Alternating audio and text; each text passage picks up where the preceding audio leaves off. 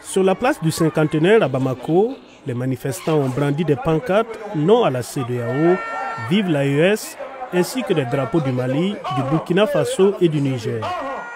Les trois pays qui viennent de quitter la CEDEAO accusent l'institution, entre autres, d'être restée indifférente face à la crise sécuritaire qui sévit dans la région. Ils ont eu la magie d'inventer une force militaire en attente qui demeure toujours en attente et qui n'a jamais combattu un seul ennemi, puisque notre ennemi, c'était le terrorisme. C'est encore le terrorisme et cette force en attente n'a jamais pu rien faire. Le Mali a souffert. Et quand on a libéré Kidal enfin, qu'est-ce que la CEDEAO a fait? Elle n'a pas fait de communiqué. Au-delà de l'aspect sécuritaire, les trois États de l'AES croupissent également sous les sanctions économiques de la CEDEAO, mais se disent prêts à relever le défi. Lorsqu'on prend les trois pays réunis, ça fait 350 tonnes d'or par an. Ça fait la première production d'or de toute la CEDEAO. Lorsqu'on prend ces trois pays, ça fait 311 100 tonnes d'uranium. Ça fait la première production d'uranium de toute la CEDEAO.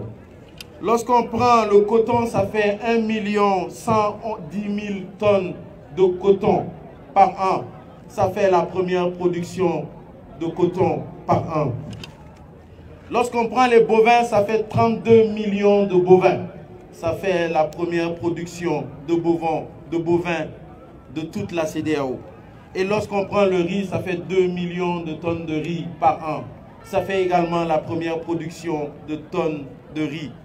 Alors où se trouve l'inquiétude?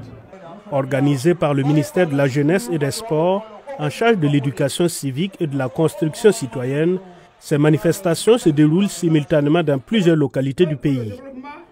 Pour l'ambassadeur du Niger au Mali, Abdou Adamou, le retrait des trois pays de la CEDEAO est un soulagement.